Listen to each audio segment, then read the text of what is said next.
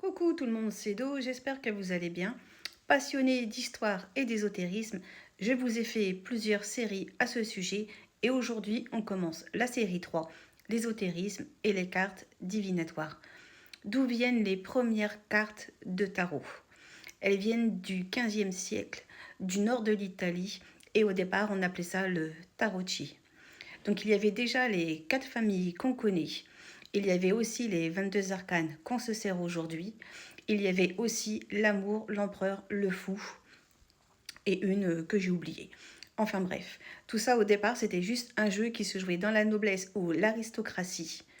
Et c'est au fur et à mesure du temps, donc quelques siècles qui ont passé, d'ailleurs trois, puisque c'est à partir du XVIIIe siècle, que là, les cartes ont eu un autre sens dans l'ésotérisme, où on a rajouté d'autres cartes, et c'était surtout au moment où l'occultisme, le mysticisme, et donc qui se sont rajoutés dans la case de l'ésotérisme, où là, les cartes divinatoires ont pris réellement un autre sens, donc plus dans la divination, dans la prédiction, dans la prévision.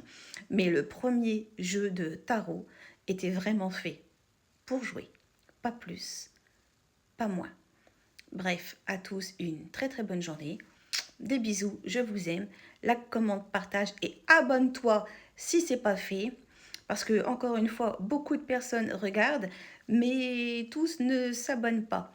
Ce qui est dommage parce que du coup, tu aurais accès à mes anciennes vidéos et aux prochaines. Je dis ça, je dis rien.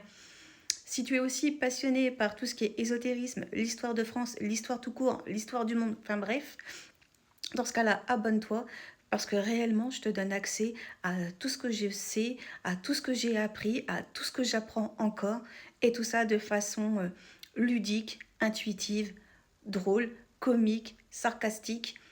Et je vulgarise ça de façon à ce que tu comprennes du premier coup et encore une fois que tu puisses après, toi, raconter ça aussi de ton côté, que tu t'en imprègnes et que pourquoi pas te donner une passion aussi. Voilà. À très bientôt tout le monde et abonne-toi. Ciao, ciao. Bye bye.